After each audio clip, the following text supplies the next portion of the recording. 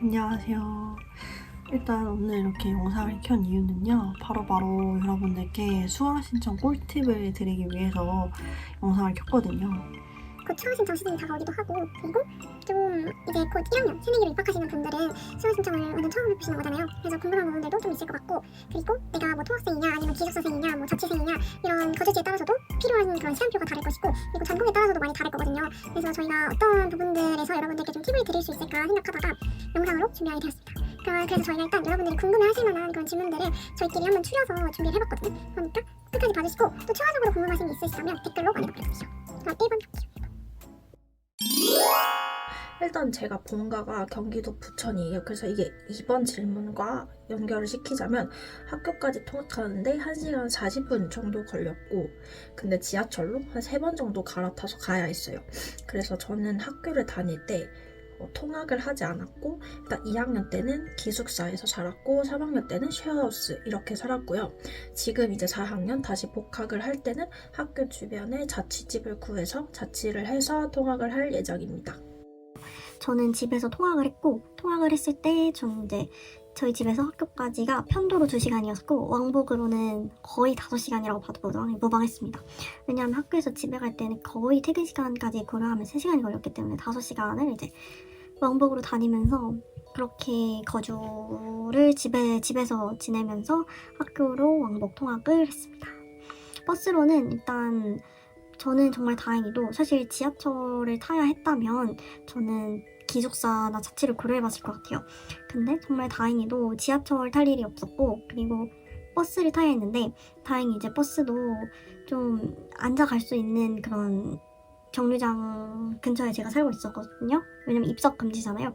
그래서 정말 다행히도 버스로 통학을 이제 한 번만 갈아타면 바로 버스 2대로 갈 수 있는 그런 통학거리였기 때문에 그렇게 다녔어요. 시간은 정말 오래 걸렸죠. 일단 제가 왜 나가서 살았냐면, 저는 진짜 아침잠이 너무 많은 사람이에요. 그래서 진짜 그 지하철을 타고 아침 수업을 가기가 너무 힘들 것 같다라고 생각을 했어요. 제 과 특성상 무조건 1교시 수업을 여러 번 들어야 되는 게 있었기 때문에 나는 그렇게 하면 절대 합격할 수 없다 이렇게 생각을 했고, 그래서 밖에서 나가 살려고 결심을 하게 되었습니다. 근데 이제 제가 2학년 때는 기숙사를 살았다고 했잖아요. 근데 저희 동네가 사실 엄청 먼 거리 이런 건 아니어서 지금 신청을 하면 떨어질 가능성이 더 높다고 생각을 해요. 근데 그때는 제가 코로나 때였고 이제 기숙사를 신청하신 분들이 많지 않았기 때문에 제가 운 좋게 붙었다라고 생각을 하고 있고, 그래서 이제 3학년 때 대면이 됐을 때는 쉐어하우스를 살게 됐던 것입니다. 그리고 뭐 추천하는지 이런 거에 대해 말씀을 드리자면, 사실 저는 기숙사를 너무 재밌게 다녔어요. 기숙사에서 재밌게 살았기 때문에 저는 2관, 2인실을 살았는데, 사실 2관이라 저는 시설도 너무 좋았다고 생각을 했고, 2인실이 불편하지 않냐라고 하실 수 있는데, 저는 오히려 룸메이트 친구랑 너무 잘 맞아서 혼자 있는 것보다 덜 외롭고 재밌었어요. 근데 혼자서가 아니라 이제 다른 사람이랑 살 때 많이 불편함을 느낀다 하시는 분들은 아무래도 같이 사시는 2인실이라든지 이런 건 좀 많이 불편하실 수도 있을 것 같습니다. 그리고 쉐어하우스 같은 경우는 제 친구가 원래 먼저 쉐어하우스에 살고 있었는데 같이 살면 어떻겠냐 제안을 해서 제가 들어가게 된 케이스고요. 저는 너무 재밌게 쉐어하우스에서도 살았어요.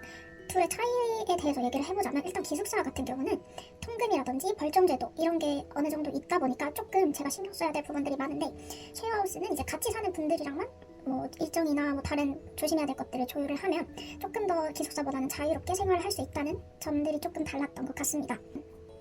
저처럼 통학하는 게 많이 힘들 것 같다라고 하시면 당연히 추천드립니다. 나가서 살면 당연히 가까운 곳을 고르시겠죠? 그러면은 통학 시간이 줄어드니까 그게 사실 최대의 장점이라고 생각을 하고요. 단점이다라고 하면 뭐 이제 자기가 다 모든 걸 해결해야 된다는 거, 그리고 돈이 정말 많이 들어요. 그거는 아셔야 될 것 같은데, 대부분이 나가서 사실 때 뭐 부모님이나 가족들이 다 돈을 내주시지는 않을 거라고 생각을 해서 생활비라든지 아니면 뭐 진짜 하다못해 식비 이런 것도 다 자기가 해결을 해야 되니까 그런 부분에서 돈이 조금 많이 드는 게 어려웠던 부분인 것 같고, 이제 뭐 빨래라든지 설거지 이런 모든 거를 다 자기가 해결해야 되니까 이제 본가 해서 다니는 것보다는 조금 그렇게 시간이나 신경 써야 될 것들이 많다라는 게 조금 단점이라고 할 수 있을 것 같습니다. 이 왕복 통학생, 이 왕복 5시간을 추천하나요? 라는 질문도 있을 것 같았는데, 일단 저는 추천할지 안 할지는 이거는 완전 개인의 성향이나 상황에 따라 다를 거라고 생각합니다. 저는 일단 기숙사에 들어갈 정도의 그런 거주지는 아니었어요. 그 거리 자체가 뭔가 이제 경기권, 수도권까지는 그래도 이제 기숙사가 쉽게 되지 않는 걸로 들었거든요. 그래서 일단 그 거리라기에 좀 애매했고, 그리고 또 시간표를 이따 뒤에서 말씀드리겠지만 시간표를 좀 완전 이렇게 장거리 통학생에 맞는 그런 시간표를 짜서 그래서 저는 통학이 그래도 할만했어요. 5시간, 왕복 5시간이었음에도. 근데 하지만 만약에 여러분들이 좀 학교 생활을 많이 즐기고 싶으신 분들 있잖아요. 그러니까 제 말은 뭔가 동아리를 하신다거나 학교 근처에 좀 오래 머물러야 하는 분들, 학교에서 뭔가 장시간 회의를 하시거나 이러한 분들께서는 좀 기숙사를 고려해 볼 것 같아요. 왜냐하면 제가 한번 축제를 갔어요. 학교 축제에 갔다가 학교 축제가 다 끝나고 한 10시쯤에 끝났나 9시쯤에 끝났나 이러고 이제 집에 가려고 하는데 거의 막차를 타고 들어오게 된 거예요. 그래서 아니 통학생은 조금 한계가 있겠다 싶어서 만약에 좀 교내 활동이나 이런 것들 활발히 하고 싶으신 분들은 네, 자취나 기숙사를 고려하는 것도 네, 생각해보라고 말씀드리고 싶어요. 저는 이제 졸업연도인 4학년이다 보니까 한 120학점 정도를 수강을 했습니다. 근데 저 같은 경우는 제가 이제 전과를 했어요. 전과를 하기 전에 전공 3개를 다 듣는 식으로 수업을 들었기 때문에 좀 다른 친구들보다는 전공 학점이 좀 부족한 편이라고 생각을 해서 저는 그래서 지금 4학년이지만 전공을 들어야 될 학점이 조금 많이 남아있는 편이에요. 저는 평균적으로는 18학점 수강했습니다. 대면학기 기준으로 말씀드리면 네, 저는 대면학기 모두 18학점씩 수강했고요. 그리고 한 수업은 꼭 일원인 온라인 수업을 신청해서 실질적으로 학교에서 이제 대면으로 들은 수업은 5개 정도 되는 거죠. 15학점 정도를 대면으로 들었고 한 수업은 다 네, 일원인 온라인 수업으로 들었어요. 그런데 시험은 다 이제 대면으로 봤습니다. 그렇기 때문에 그 시간이 들어간 일정, 그 시간표가 들어간 일정에도 다른 뭐 일정을 잡거나 하진 않았어요.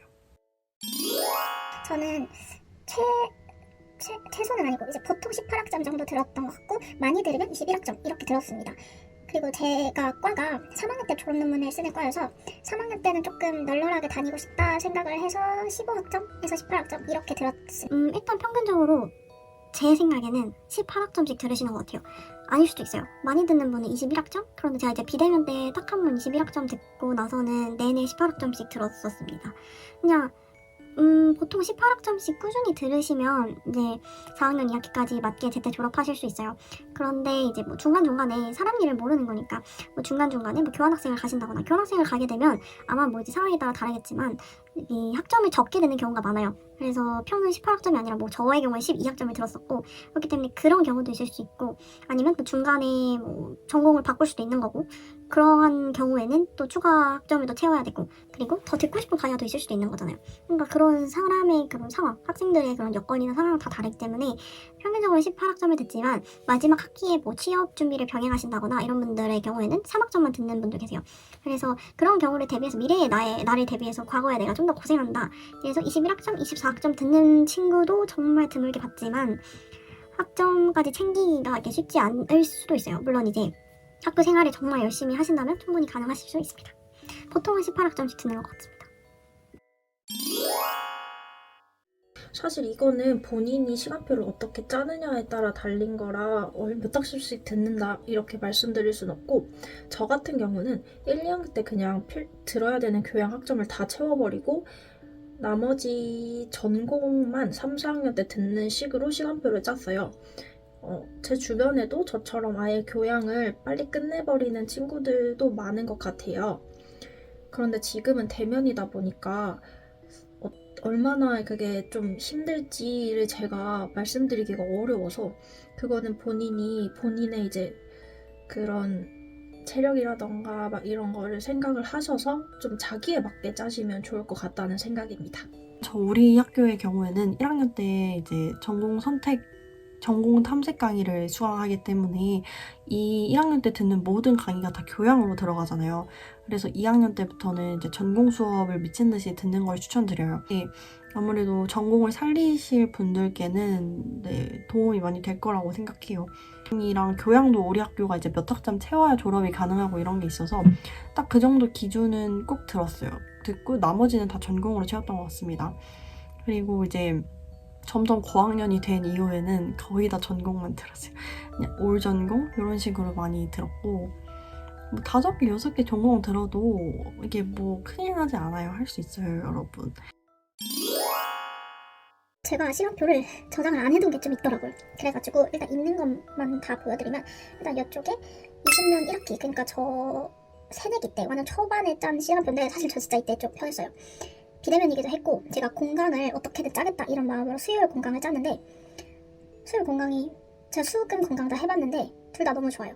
각자 장점이 있고, 수요일 공강 같은 경우는 월화 진짜 너무 힘들다 할 때쯤에 수요일을 하루 쉴 수 있어서 그게 좀 좋더라고요.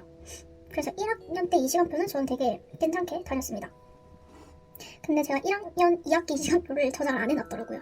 그래서 21년도 1학기 시간표는 이렇게 되고, 이때는 사실 비대면이라 괜찮았던 것 같아요.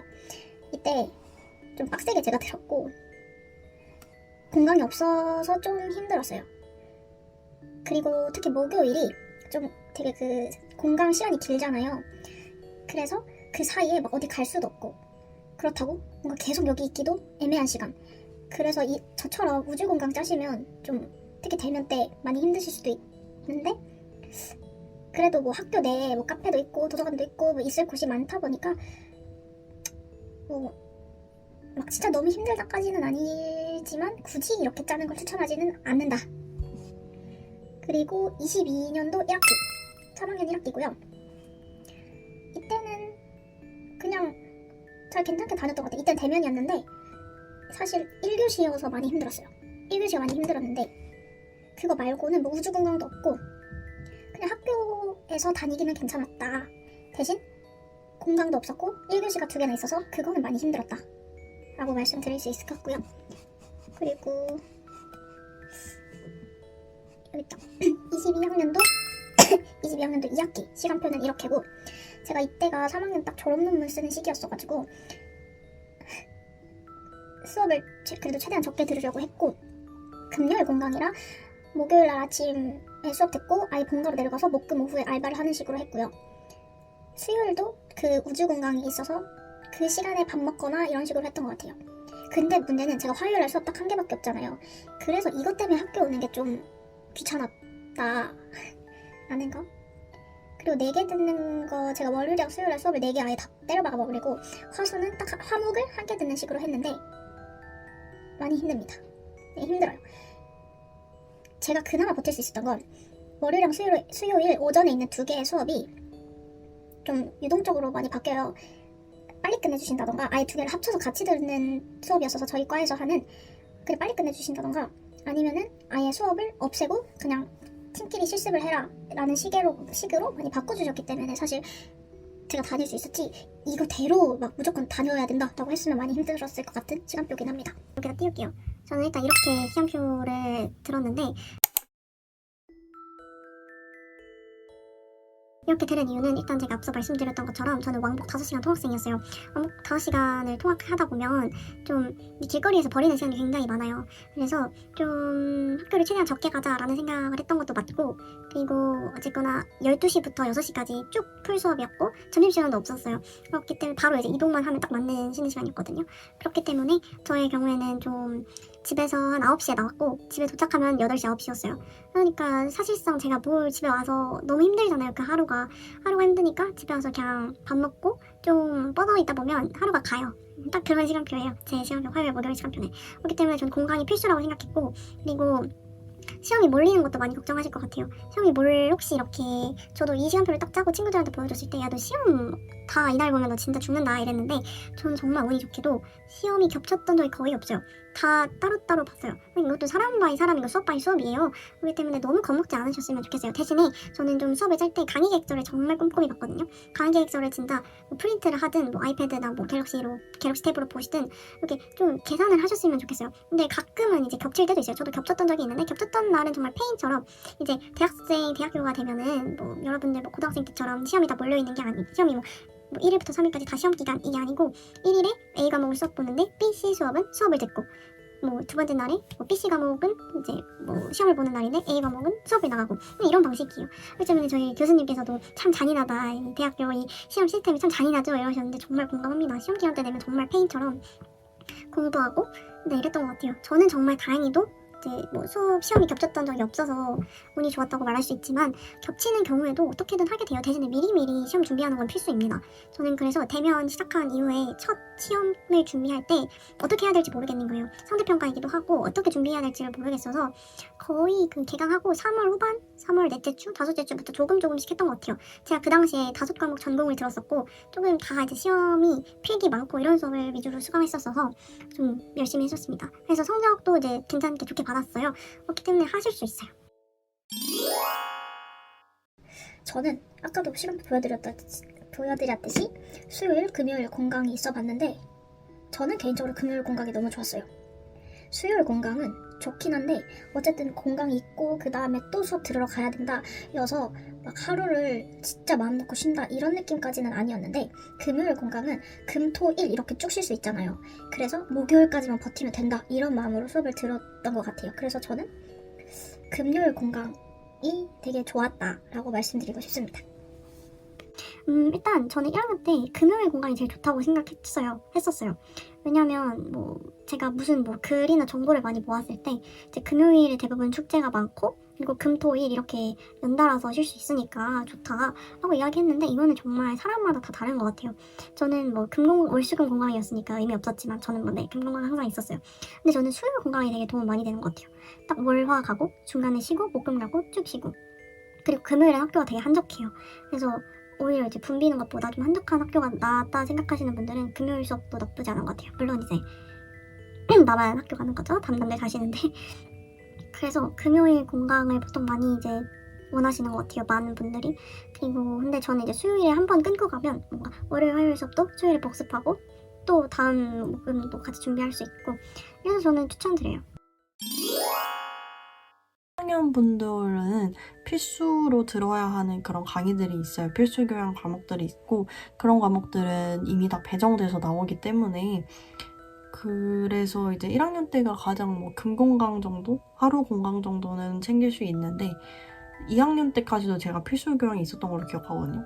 그래서 필수 교양 있을 때 빼고는 네 3학년 때부터 여러분들 자유예요. 시간표 짜는 거. 얼마든지 공강을 넣으실 수 있어요. 자기 나름이에요. 하기 나름. 그래서 저는 이 시간표가 정답은 아니잖아요. 많은 분들이 이제 보시면 좀 경악할 수 있는 화요일, 목요일 시간표이지만 저는 그래도 월수금 공강을 챙겼다는 거 시험 공부할 때 저는 좀 되게 편했어요. 중간중간에 공강이 많아서. 그래서 네, 여러분도 하실 수 있어요. 그럼 안녕.